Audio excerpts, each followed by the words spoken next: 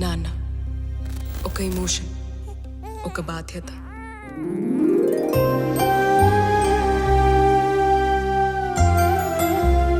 అయినా ఒక తండ్రిగా జీవితంలో నన్ను ఓడిపోలేకుండా చూసుకుంటావమ్మా.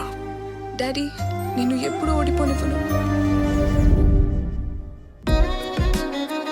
I love you. నాకు ప్రేమ అంటే ఇష్టం లేదు, నాకు గోల్ ఉంది. చాలా స్ట్రిక్ట్ అమ్మాయి, నీకు వర్కౌట్ కాదు. Karthik, I love you.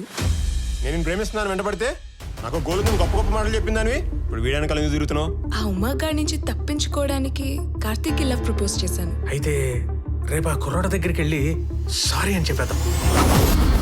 అప్పటి నుంచి చూస్తున్నా, తప్పు చేసి సారీ అడిగితే అస్సలు ఊరుకోడు.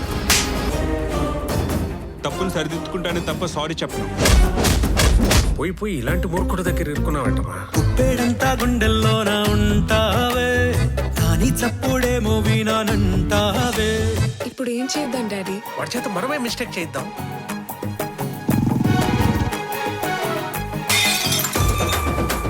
ఈ ప్లాన్ మీది కాదు కదా. కార్తిక్ రోజు రోజుకి నా మీద ఎమోషన్స్ పెంచుకుంటున్నాడు డాడీ. నీ ప్రేమ అబద్ధం అని వాడితో చెప్పడానికి నువ్వు ఇంతలా బాధపడుతున్నావంటే నీ మనసులో వాడికి ఎక్కడో చోటుందమ్మా. ఫ్రెండ్గా నీ ప్రేమను గుర్తించిన నేను, రెస్పాన్సిబుల్ ఫాదర్గా ఆ ప్రేమను నేనే చెప్పేశాను. వేషంతో కాదమ్మా, నీ మీద ప్రేమతోనే.